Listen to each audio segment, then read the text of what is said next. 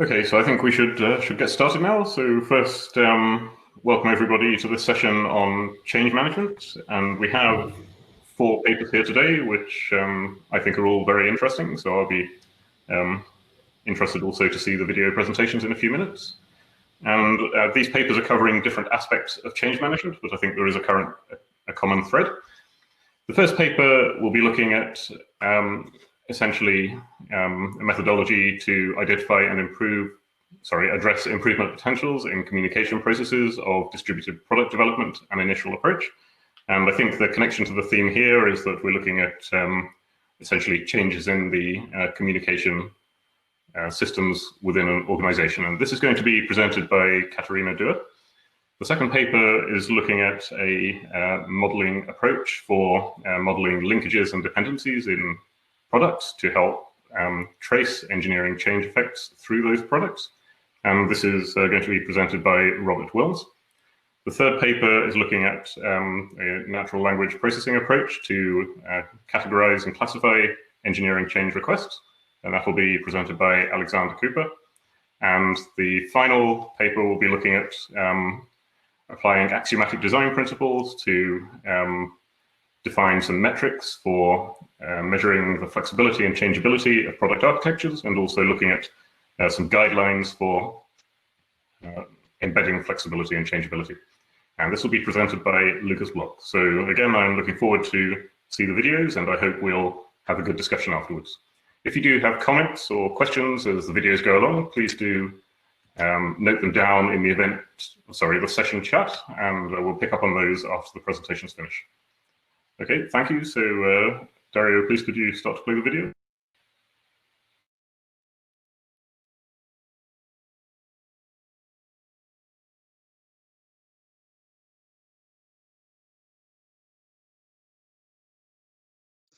In the name of Katharina Duehr from KIT in Karlsruhe, I will present to you a methodology to identify and address improvement potentials in communication processes of distributed product development as an initial approach. Digital meetings often result in lost resources due to badly used working hours, incomprehensible conversations, or in many other technical and conversational issues. Distributed product development is a promising enabler for overcoming the multiple challenges in the development of mechatronic systems. However, companies require support for this transformation process. This contribution aims at supporting this exact problem in a holistic and structural way. The TOP model applied by Bullinger in the context of knowledge management ensures the sustainable improvements in the company by holistically incorporating the 3 dimensions of people, technology, and organization. As in the transformation process to distributed product development, similar objectives are to be pursued. The Spalten methodology describes a universal approach to problem solving for problems of varying complexity by splitting them into smaller, manageable parts. The word Spalten is an acronym in German language and stands for the activities of problem solving. So far, there has been no approach that addresses the structured analysis of improvement potential in the individually prevailing distributed development situation of an organization. Therefore, the research goal is to develop a methodical approach for the holistic identification and addressing of potentials in communication processes of distributed product development. A first contribution will be made to identify the necessary process steps of such an approach and to validate the process steps through a preliminary study. This work was carried out according to the design research methodology, DRM. After a literature review, descriptive study 1 validates the success factors of distributed product development through expert interviews in the research environment. In the prescriptive study, the necessary process steps of the approach based on the Spalten process are synthesized.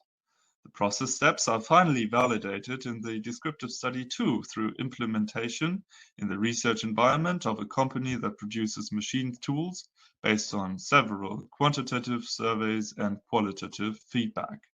The structure of the reference process of the methodology is divided into 3 main phases: evaluation of the development environment, identification of potentials, and addressing of improvement potentials.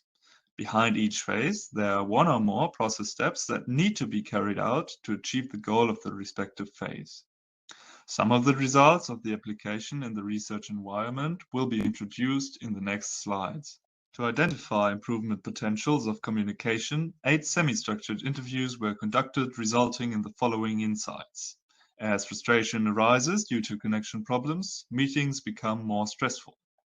Resulting in more difficult listening, distributed meetings are evaluated as time-consuming, and 50% of participants agree that the quality of results in meetings is reduced due to connection issues.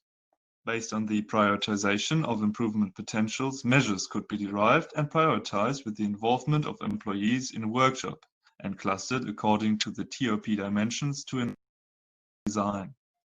Measures that have been developed in the workshop were implemented in the research environment, introducing interactive technology like a throwable microphone, the so-called catchbox. In summary, it can be stated that communication is currently the essential aspect of distributed product development.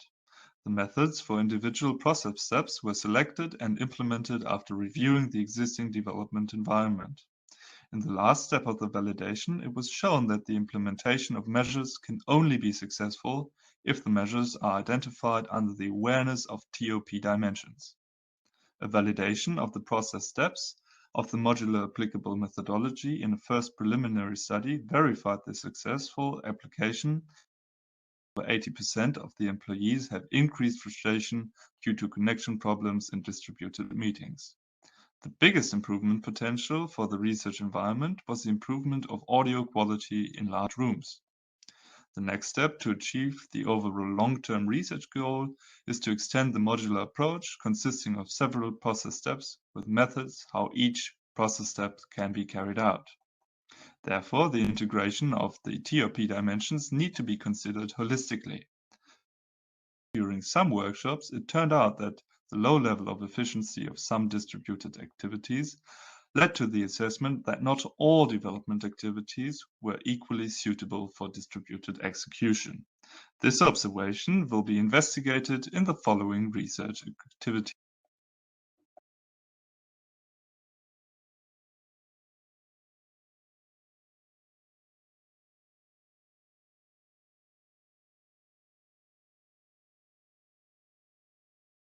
So welcome everybody to our presentation using a cross-domain product model to support engineering change management. My name is Wilms and I'm a PhD student at Technical University Braunschweig. At the same time, I'm an employee at Group R&D, and that's why our research context is automotive engineering. Which challenges are we actually facing in the automotive industry today? We've got many electronic control units coming into the vehicles, much more than in the past. Same for software. So we've got many interacting elements. We've got many new functions, many innovations, which are therefore based on components designed by different engineering domains. And that finally leads to highly complex products. So what does that complexity actually means for engineering changes and for engineering change management? It means that an engineering change of the windshield, for example, which belongs to the mechanics domain, can easily become a cross-domain issue. So can easily have an impact on the range sensor in that example, which belongs to the electronics domain. Why? Because the signal of the range sensor, which is going to the windshield, is coming back, and the sensor needs that signal to control the automated wiping function. But that signal actually depends on the refractive index of the windshield. So if you change the windshield, you may have an impact on the range sensor, so on the electronics domain. And this is typical for complex products. So what Jared already said in 2004 is that for engineers and designers, it is hard to fully appreciate the complexity of linkages between parts that could cause changes to propagate.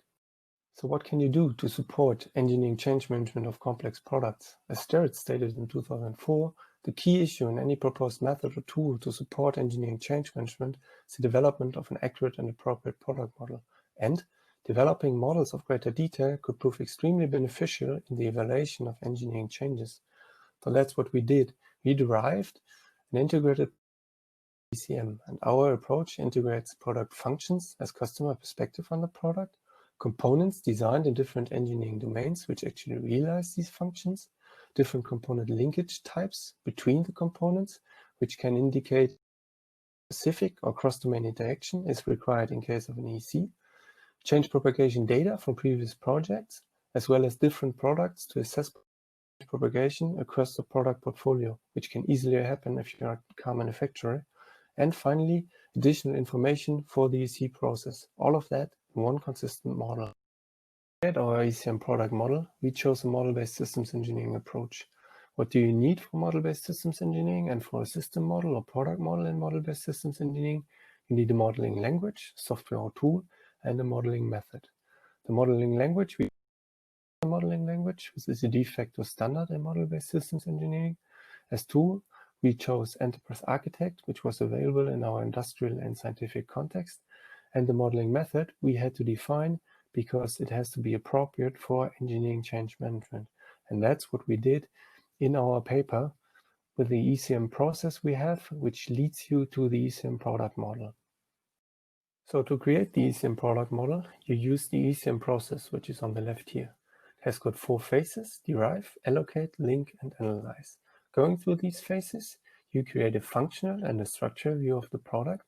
And finally, you derive the change analysis view. Within this view, you've got all the information you put into the model before for your engineering change analysis. So what does the ECM product model actually offer to engineers? It offers different views, and each view has specific information for engineering change management. So in this view, for example, you've got the components. You find information on the components. So who's the supplier, who's the responsible person, for which function is the component actually necessary, and you find information on the linkage types between the components. So what is exchanged between the components? What are potential paths for change propagation? In this additional view, you find information from historical data. So how likely, for example, was it in the past that the change propagated from the range sensor to the ECU of the wiper motor? It was 0.6 here, and this value is attached to a specific connector between the components. All of that is in the model. So to summarize, the model-based systems engineering approach presented in this paper integrates different information being relevant for engineering change management of complex products. So for example, customer functions, product components, historical data from engineering change management, and it is intended to support engineers when assessing potential impacts and potential path for change propagation of their engineering changes.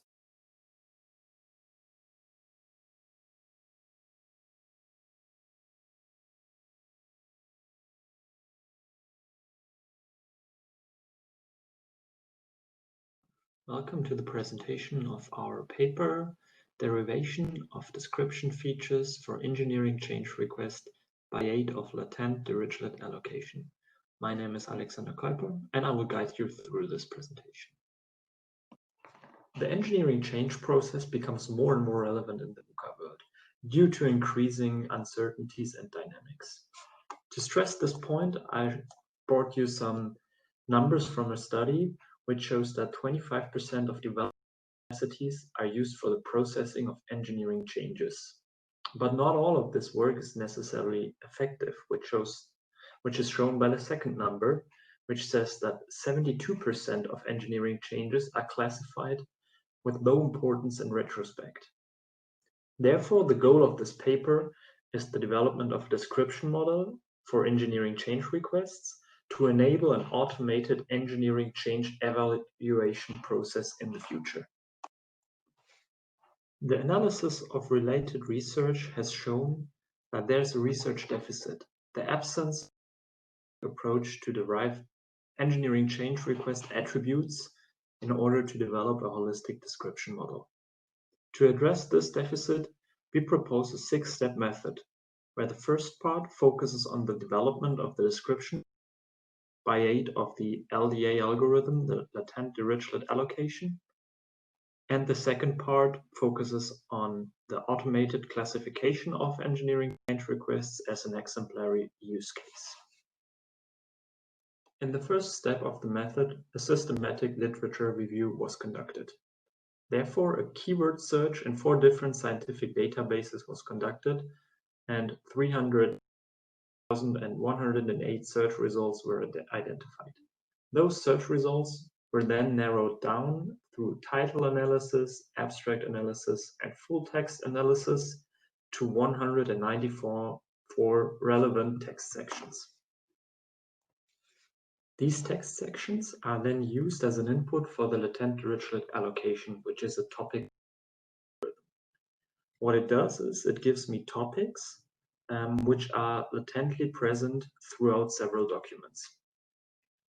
And these topics are represented by different words, and it can be visualized in this 2D map we have right here. And each bubble represents one topic, and the distance between two bubbles is how similar or how different those topics are. And on the right-hand side, we see the frequency of the word. For example, the first word on the top of the list has a very high frequency overall, but also a high frequency in the topic. Whereas the second word has a high frequency within the topic, but overall it is not more common than in the topic. So, which means that this word is very crucial to the theme of the topic. And with this visualization, we can interpret the topics and therefore derive features of the engineering change requests.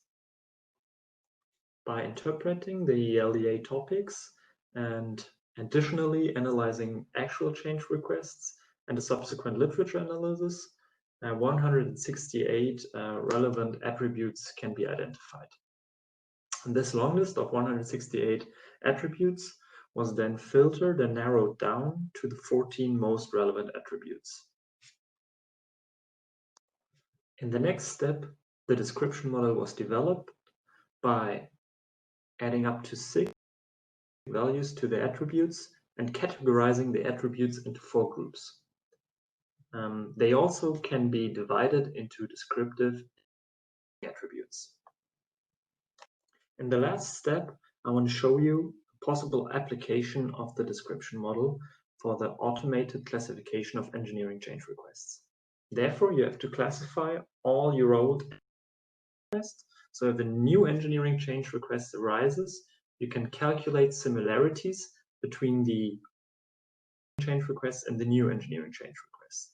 Based on that, you can calculate scores for each characteristic values and assign the characteristic values with the highest score to the new engineering change requests. We did that with a test set of 280 engineering change requests, where we used 240 of these change requests as a training data and 40 of those for test data. And the automated classification was able to correctly classify 79% of the test data set. Thanks for your attention, and don't hesitate to contact me if you have further questions.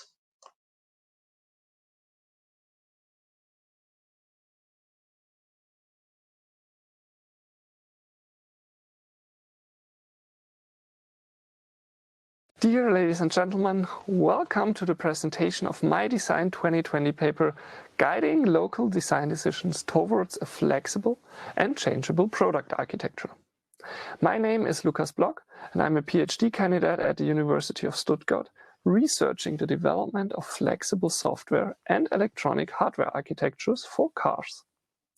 And today's topic will deal with one challenge within this field.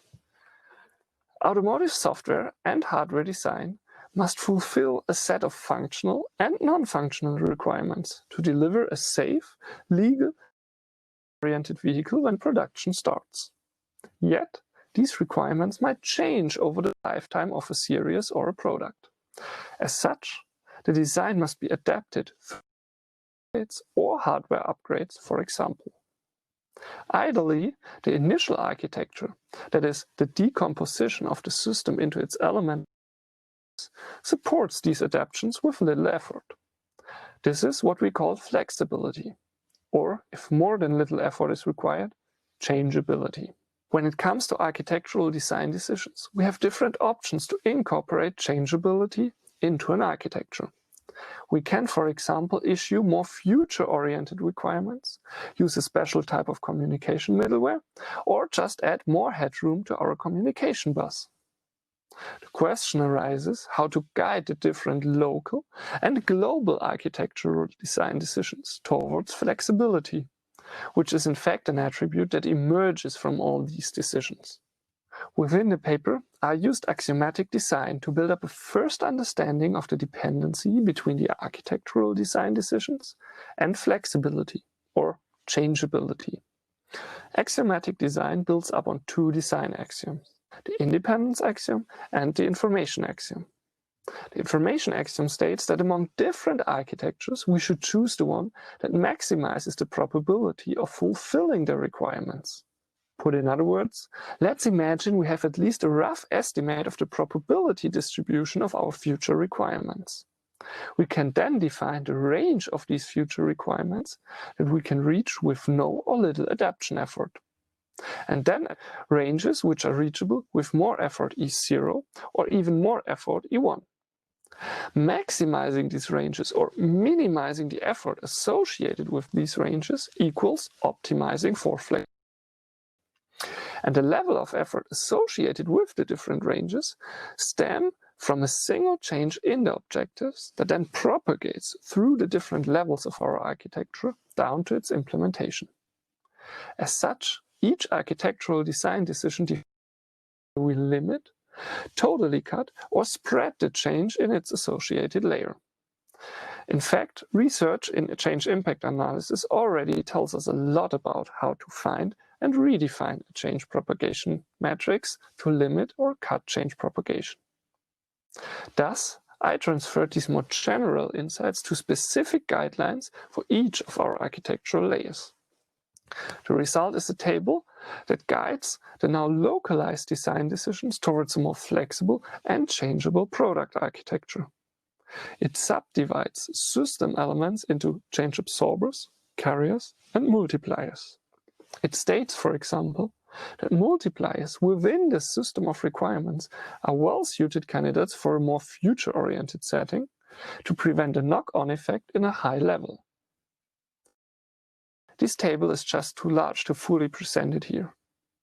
Yet, we applied it to a real use case of an automotive architecture to guide and measure the impact of our architectural redesign. What you see here is a figure of 3 different system parts. For each system part, the figure associates the effort measured in lines of code on the x-axis with the system's overall flexibility on the y-axis in 2 states, before and after the redesign. With these figures, we were able to reveal the effects of our architectural redesign decisions and guide them towards increased flexibility and changeability. If you want to know more details about this use case or see the full guideline table, feel free to read the paper, contact me, or just participate in the discussion following this video. I hope you got a first insight into what my research and especially the paper guiding local design decisions towards a flexible and changeable product architecture is about. Thank you for watching. I'm really looking forward to discussing the results with you.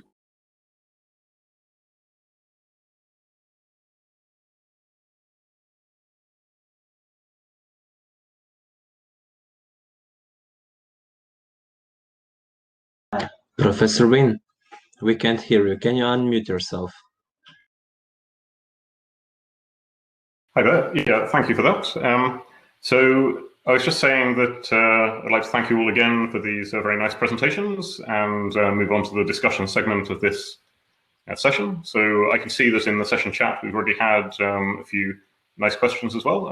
So I think we'll just work through those from the top. And I see that we started with a couple of questions for Robert, which was paper number 2, and the questions are coming from other members of the who are currently streaming in the session. So maybe you'd just like to ask the questions yourself rather than have me read them out. So Katharina, I don't know if you'd like to start with yours. Yes, I'd like to start with that. So actually yesterday I talked about some of my colleagues about actually that topic. Instead, it's not really my core topic that I am addressing in my PhD, but I really find it interesting because yesterday they told me that in most of the companies that they really don't use MBSE models, or when they use it's only one person who really know how to use it. And the problem then is they try that everyone is using it who interacts with the product, and that the problem is that the complexity is too high to have a good start with the model. And do you have an idea how you can use your, I think it's for people who don't know how to use MBSE models, it's really complex, and how you can do it with a really low entry barrier for other people to join and use your model. Yeah, so I think there are different ways to answer that question. First point is that within this method, you actually have a last step, which is called analysis. So only there you actually try to do your EC analysis. What you do before is the modeling. And that's the first thing you can do. You can kind of try to separate the modeling from how you use the model, how you apply the model, how you use it afterwards for your EC analysis, because you're totally right. The modeling itself is difficult. I would say it's difficult for most people out there, never been in contact with MBSE. So first step is, I think you need a modeling crew, let's say, the modeling team, who does actually build your model. And the second thing is, then you need ways to present what is in the model for the people out there, for the people in your company. And what you can do is you can do an HTML export of your model. That's the first thing. And what you can do too is you can try to integrate it in a bigger environment. So there are actually companies like the Soul Systems, for example, who offer things there, so you can actually create your model, integrate it in a bigger environment to make it easier usable for the normal people in your company, not being close to model-based systems engineering, not knowing a lot about model-based systems engineering. I think so too. I think there are a lot of possibilities to do it in a much easier way than the complex modeling type of languages like SysML or something like that. Yeah, but what you have to see is that all the information you want to have in the model, I did not find another way to model it than model-based or than SysML. That's actually also what I wrote in the paper. What many people do is they use design structure matrices, for example, but all the information we wanted to have in the model, we were not able to put it in these matrices. So we had to find another way. But I totally agree, presenting it to somebody who has no idea of model-based systems engineering is another question. Yes, thank you. Okay, thank you. So a nice question and answer as well, I think. Maybe we can move on to Lucas's first question. So I think you also had a question for Robert. Yeah, so thanks for the presentation, Robert. My question is directly on the other side of your modeling approach. It's like how you create the models. Yeah, in a development project, especially as far as I know from the car industry, they already have a lot of models, for example, an AUTOSAR model or even a SysML model of the electronic and software systems, a CAD model and stuff like that. So there's really really much information that you can use, for example, for relations and change propagation. Do you link to those models or do you somehow incorporate them? No, so far we do not do that, but you're totally right. There are a lot of models out there. There are a lot of information out there. And what is nice about SysML or about the tools you have is that you can link that or you can import the information. But that's what we did not do so far. What we did so far was really the modeling approach, really following the whole procedure to create the model step by step and setting all the links by your people around you, by your colleagues, by your experts. We did not integrate other models to create these linkages. So far, no.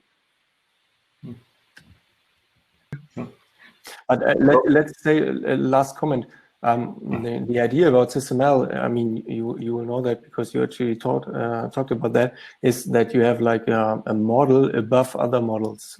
So a model, let's say it's a cross-domain model, it's the interdisciplinary model. So yeah, you can actually link models you have in specific engineering domains.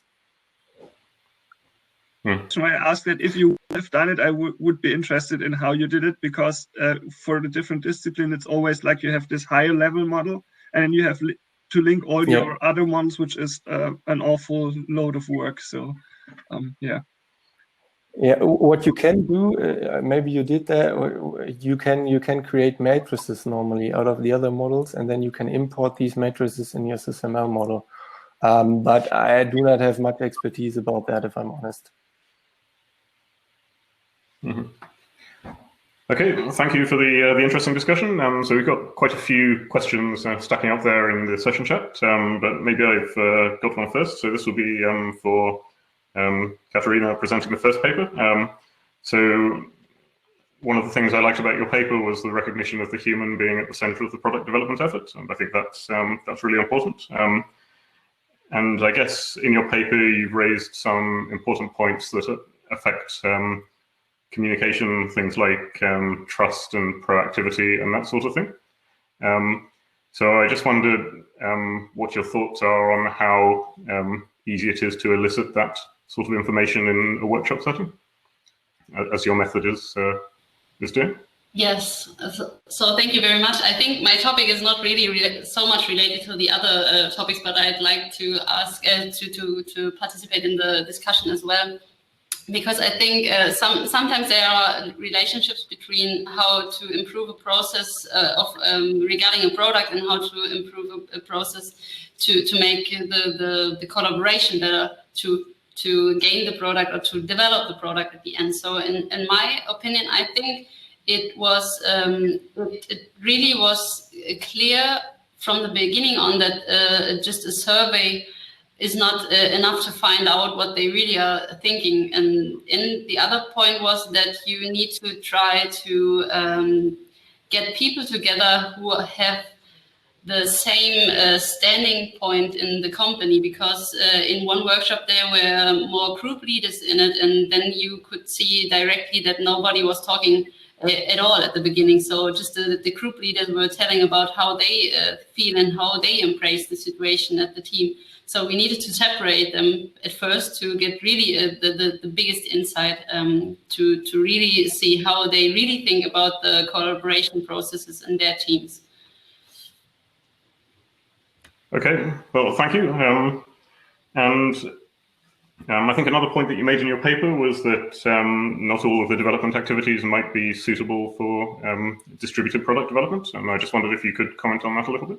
Yes, and that's something I think most of us are experiencing in the last time. So after that paper, I was having exactly that questions in my mind and try to investigate this a little bit more. So it's more not the topic of this paper, but it was the first insight that I gained. And after the last 6 months, after some more studies and a really big study with around 100 people from other companies, we tried to explain this a little bit more. And we found out that there are different activities in product development that really are not comparable, like in the points of efficiency and effectiveness, that there are really differentiations in that, because we saw that in the beginning of a project, the project management is really easy to do in distributed teams, but when it comes to building up prototypes and first prototypes, and that are not really virtual, I think that it's a point of view that we can all see, but it's good to have some numbers to really make that clear, that there were a lot of problems that teams face, and there are not really measures how to address them at the moment. But I think there are measures to address them, but I think not everyone knows about them and how to really implement it in an easy way. Okay, well, thank you for that. So let's move on then. So I think John has posted an interesting question to everyone here, so I'll just invite him to the chat and he can, I think, pose it himself.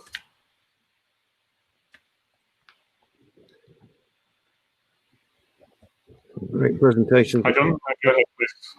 Great presentation. Thank you, everybody. It's more a philosophical question that I wanted to ask, which is, to what extent is change a result of poor design or poor resilience or misplaced resilience in design, or is it the driver of good design or resilience? And it's partly response to your presentation, Katharina, when you're talking about communication. And in a sense, what is resilient communication? Which is what inspired the question, maybe. I think it's a really hard question to answer, to have one answer to that, because I think there are so many points that are influencing exactly that point of view. And I would say that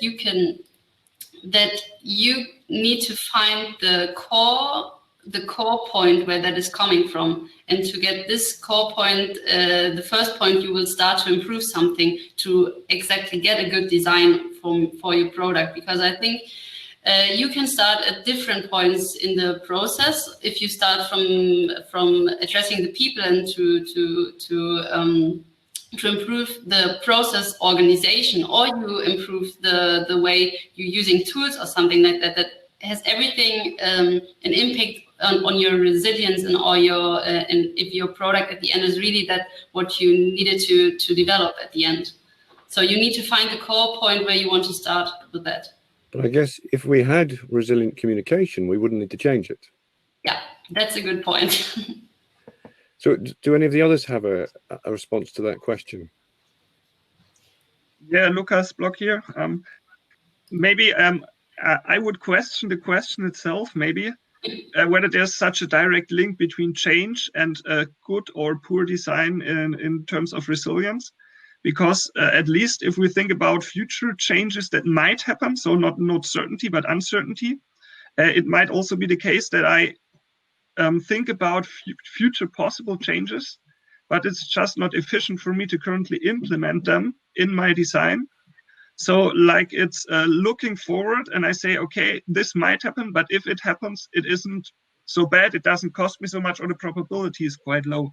So I would say resilience, at least for me here, is more, or good design in terms of resilience is more thinking about where I need it and I don't need it, and whether then a change really happens is something that has to do with, let's say, uncertainty and probability and stuff like that. So for me, this linkage is quite weak, and in this case, it's a change is not necessarily a result of poor design. But if we really think about it, if we think about possible changes, it can be a driver for a good design towards resilience. Well, Lukas, that's an inspired answer, because I set the question up to be a trick question with exactly that in mind, because resilience is difficult to understand, because it's based on your view of the future from a point in time. And of course, the robust part, you would not want to change, but the adaptive, flexible part, you would want to change.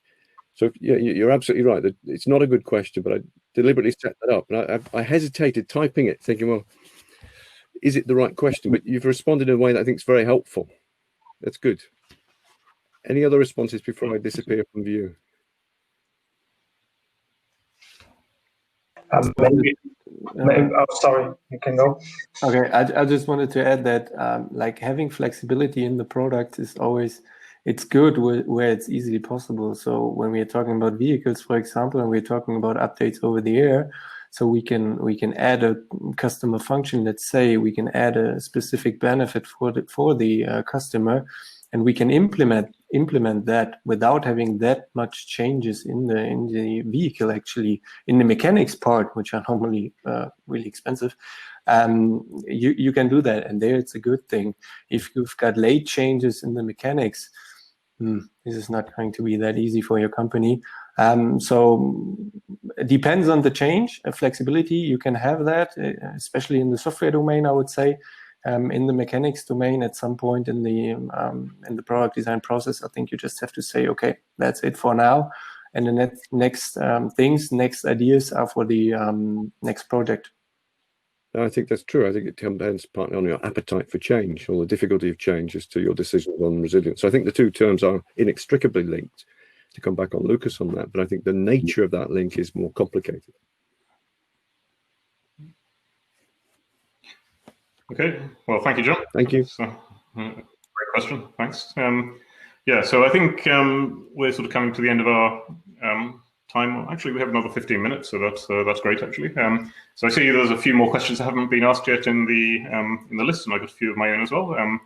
So I think there was an interesting question from Lukas to Alexander about the applicability of the method, and I think especially the training data and the topic analysis that was developed outside of the company that the case study was done in. So I don't know if you could comment on that, please, Alexander.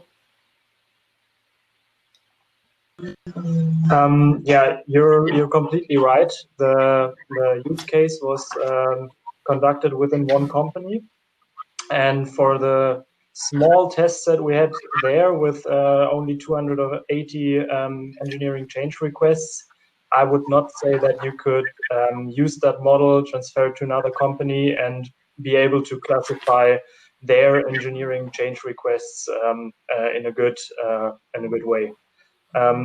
In the future, it would be the goal to reach that point, but you need a lot more data.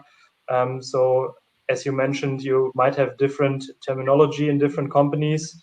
And if you have a big enough database where all these different terms have been used and categorized to one or the other characteristic, the algorithm then can find the similarities and categorize the new engineering change request accordingly. Okay, well, thank you. And I got a kind of follow-on question myself from that, and it's maybe more general and might apply to some of the other presenters as well. So essentially, I was wondering if the context of the changes and the change propagation might change over time, so that your model might, if you like, drift away from reality, and whether you therefore need to keep updating your data sets, and to what extent that might be an issue.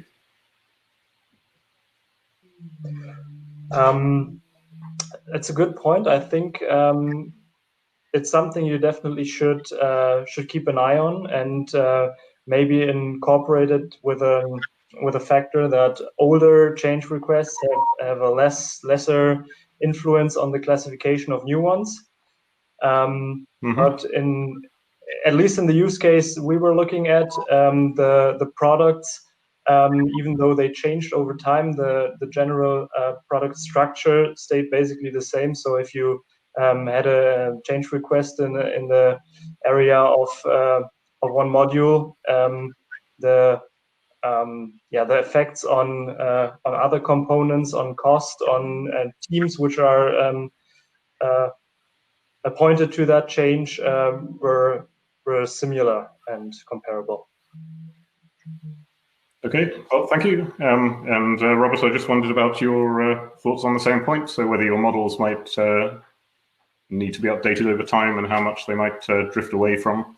Yeah, I mean, what's actually happening. Definitely, they need to be updated, but that's what you normally do. So right now in the procedure, what you do there is you model, or you create the model each time for your project, each time for your car, let's say, for your specific car, and that's actually how the model follows kind of the real technology.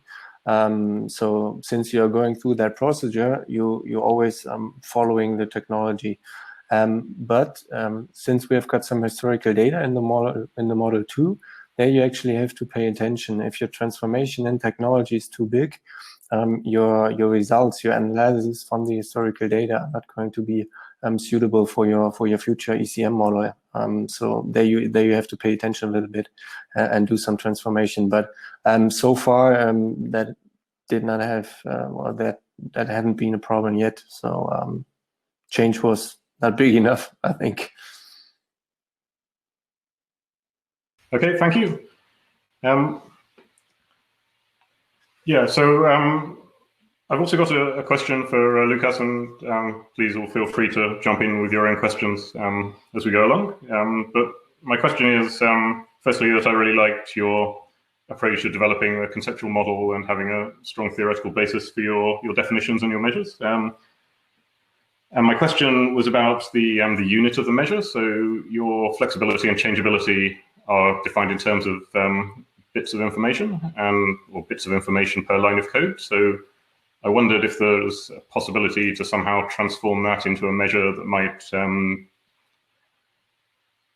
sort of make some more sense within a business context, like dollars or effort or something like that. Okay, now I'm unmuted. Yes, of course, this is possible. For example, lines of code is at least in the software domain or has been a measure for project effort that you have to put into that. So for specific companies, there are different, let's say, factors that they use for their lines of code, for example. So it depends also on their coding style, but also on their organization structure and stuff like that. So, and of course, in the product, what they are using. So, for example, you can transfer this lines of code directly into some measures. We used it here because it was like more kind of an abstract measure, and it was a research project. So it was more hard to trace it in terms of dollars and stuff like that. The interesting part here is maybe more to find like a general measure that you can use throughout all those different layers that I talked about. So even in this, let's say, smaller application project where we used it, we decided to use lines of code, but still, for example, changes in the hardware, we had to transform them into lines of code. So if you think about a measure here, it might also be a multi-dimensional measure that you can somehow then associate with a business measure like dollars or hours of work and stuff like that. So that's kind of the deal here. And in fact, the bits is just because you're using here the logarithm part, and we're more or less working with information content. So that's more like a relative count here. So that shouldn't go too deep into the effect. You can then also put it relatively to your absolute information content and have it kind of discounted then. Okay, thank you. That answered my question, so thanks. So does anyone else have questions they'd like to ask at the moment? There was one I posted in the chat. Lukas, I just was interested. You were talking about requirements and you were talking about software and hardware items, so how actually requirements are realized, you could say. And I was just wondering if you kind of have steps in between. So how do you derive that? Because maybe you have got requirements on a pretty abstract level. And you have to interpret that a little bit, maybe using functions, or how do you do that? Yeah, so in fact, what we're doing here, we were using functions in between as a mapping between those. That was a little bit short maybe in the presentation, or to make it easier to understand there. So we used a lot of already existing documents like traceability documents. So you also work in the car domain, so I think you know how they work. And sometimes they were more or less using functions, or sometimes those were direct traceabilities towards code. So it was kind of a mix. So in the application phase, it was kind of a mixture. In fact, it's still the same. You've got some kind of graph structure or matrices where you have to calculate all those stuff through. But in fact, there's functions somehow hanging in between. We account it officially in the paper. We account functions to software, because normally you're realizing your functions mainly through software and then through the associated hardware with it. So, most companies, at least the companies I know in the automotive domain, they're using logical functions and derive their software components from those directly from those logical functions. Depends on the level of abstraction of the functions, but yeah, I see your point. Yeah. Yeah. Okay. Thanks. And I think this level of abstraction is an interesting point, because I think with many approaches, there's a question of how far you really need to go in terms of decomposition in order to be able to trace or predict the propagation paths, or make an accurate prediction in terms of the flexibility or changeability in this case. So in your approaches, would you include every single part down to sort of rivets and bolts and this sort of thing, or would you take a higher level view? This is a question really to both Robert and Lukas. Should I start, or do you want to, Lukas? Doesn't matter. Feel free. So go first. Okay, then I just start. So I think so I use those matrices and those models especially to incorporate flexibility into the architecture. And flexibility always starts with those potential changes that might occur in the future. And then I think there's kind of a fit between what potential changes you have, so on which abstraction levels they are, and then on which abstraction levels you should start implementing this. You should start implementing this. Sorry, my phone was ringing. You should implement or you should start searching for the change and the change impacts in that. And then I think you get a better feeling of, okay, is this really a widespread change? And then maybe you already cut there because you say flexibility doesn't make any sense for this potential change later on. Or you say, okay, this is still handleable and I can go in deeper. So more like a hierarchical approach where you start with the potential, so the level of the potential change, and then go down if it's necessary. Okay, thanks. Robert, do you have any more observations? What we did in our approach was a decomposition of the product from a technical perspective. So we've got the product structure beginning with a high level of abstraction, and you really go down to the components, because what you have normally in change propagation is that is happening on the component level. So there you have to have a good idea about the decomposition of the whole product. And what we did then was the components actually linked to functions, but really to customer functions. So automated windshield wiping, for example, which we have shown in the paper. And there the decomposition there is just the decomposition of 2 steps, I would say. You can do that a bit more, but we were then already able to link it to components. And since we said that the components is what is important for change propagation, because there you have your change propagation path, that's where we needed actually the details about the components and about different linkage types, which can be interpreted as change propagation path. Yeah. Well, thanks for that. So, yeah, I've got a question for Katharina, but let me just check if there's any more in the session chat. Not yet, I think. If anyone in the audience does have more questions, please do feel free to put them in the chat or just request to be added, and I can link you into the session. So my question for Katharina is that I think in your paper, one of the questions that you asked in your survey or workshop was how people feel in general about distributed product development, which I think is quite an interesting question.